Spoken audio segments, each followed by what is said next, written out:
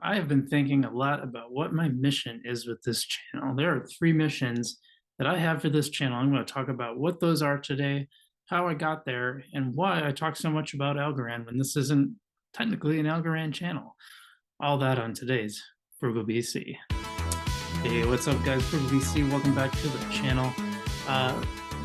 Taking a little bit of a departure today. I'm talking about my mission with Frugal BC, why I keep doing it, what my three main missions are for this channel, two of them which are overt and one is sort of covert, but I'm going to talk about it, so I guess it's not that covert.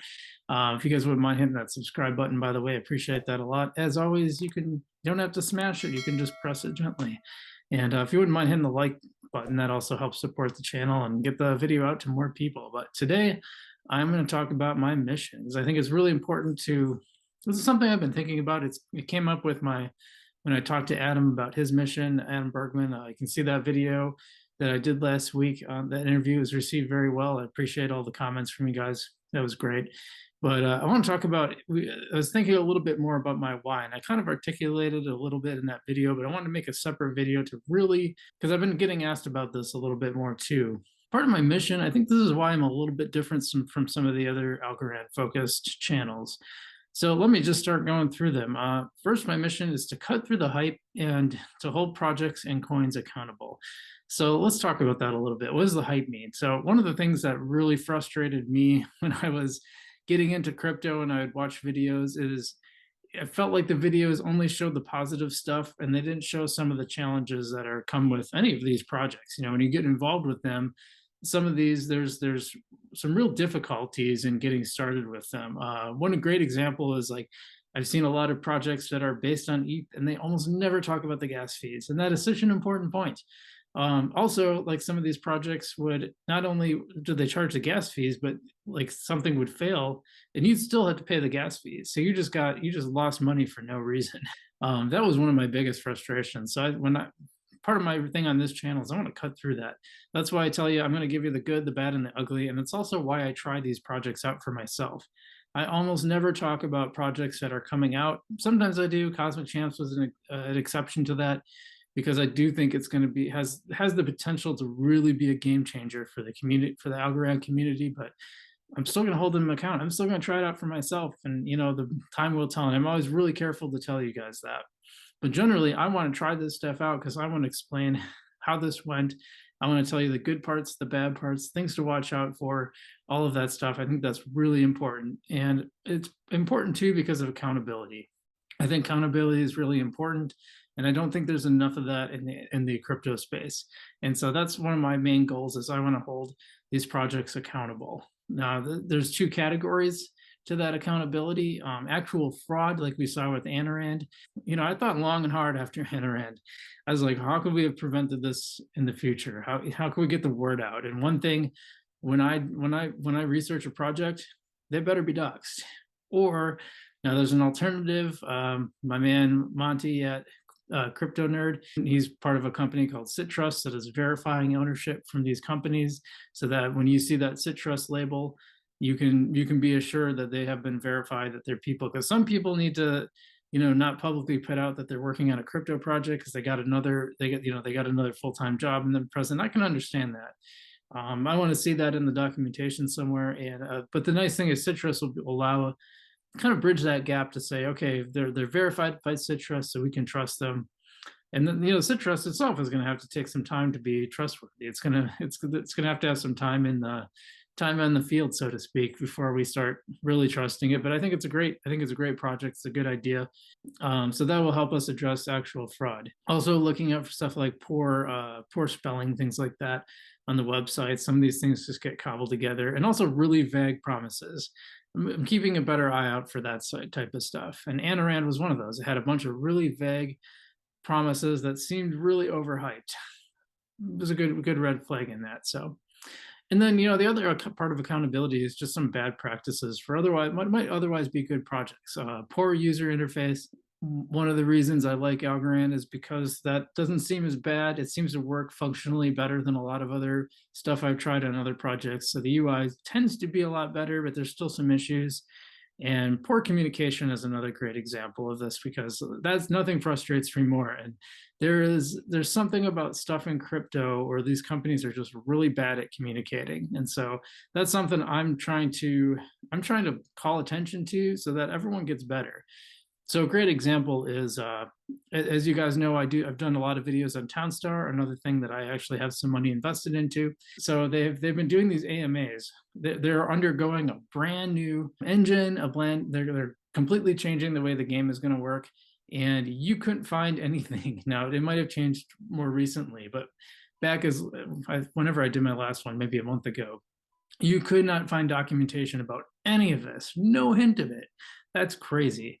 And I had to laugh because they were talking about how, like, one of the recent AMAs, they were talking about how they keep getting the same questions. I'm like, yeah, because you have no documentation anywhere to tell people that. Duh. Like, why is this so hard to understand? Like, you got to put it in writing somewhere. And, speaking of Cosmic Champs, I blasted them because they didn't have the gameplay on their website. They had it buried in the white paper. I'm like, dude, this is the main thing. You're creating a game. You should talk about the gameplay somewhere on your website, front and center. But anyway, enough of that. I just wanted that. Those are just some examples. It's not to necessarily call them out. That's not the point of this video. The point is just say, like, this is why this is important. And I've enacted some changes. Some projects have reached out to me and said, hey, I didn't even think about that, but that's a good idea. So the accountability is an important part of this channel. So that's mission 1. What's mission 2? And it kind of goes into mission 1, is to make this stuff understandable for regular folks. Because, man, I will tell you, I talk to people about crypto in the real world, and they're lost. They are just lost. They don't know where they can go to Coinbase. They figure that part out usually. And then once it's anything beyond Coinbase, it's like it's the Wild West, and they don't understand it. So my goal is to, like, try to bring this stuff over to regular people who aren't like deep crypto nerds, and just say, like, hey, here's how this works. This is how this can work for you. This is right for you, this isn't, etc. And that's something, I want to do a lot more of that stuff. So keep an eye on that for the future, because that's really important. I don't think crypto, and that goes into, like, the UI and communication. That's really important. A lot of these projects will have no documentation on how to use them. They just sort of assume that the user is crypto savvy. And I don't think, when you use your iPhone, you don't know the first thing about programming, about flash memory, etc. You just turn it on and it works. And if crypto is going to be successful, it needs to get to that point where it's just turn it on and works. So that's point 2. So now mission 3 is one that I don't talk about as much, and I'm a little more quiet about it. It's sort of a sneaky mission, but my mission 3 is to instill better personal finance principles. So I come from the FIRE community, that is financial independence, retire early. They are big on low-cost index funds as a vehicle of investment, and so am I. Where I depart from them is a lot of FIRE people are super anti-crypto, and I obviously am not, because I have a crypto channel, but I am crypto skeptical. I think we should always be skeptical, not cynical, but skeptical. So when I see stuff like, what's the difference? Crypto is a scam. Well, that's a cynical opinion. That's not based on facts. It's just saying, are there scams on crypto? Yeah, of course. And am I on the lookout for those scams? Absolutely. That's being skeptical. Forcing them to prove themselves to you is skeptical. Automatically dismissing out of hand, that's cynicism.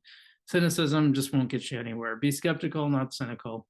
But enough about that. So I believe in being frugal. I live on like half my current income, probably a little less now with all the side stuff I make. And I'm investing because I want to be financially independent. And I think crypto can help you get there.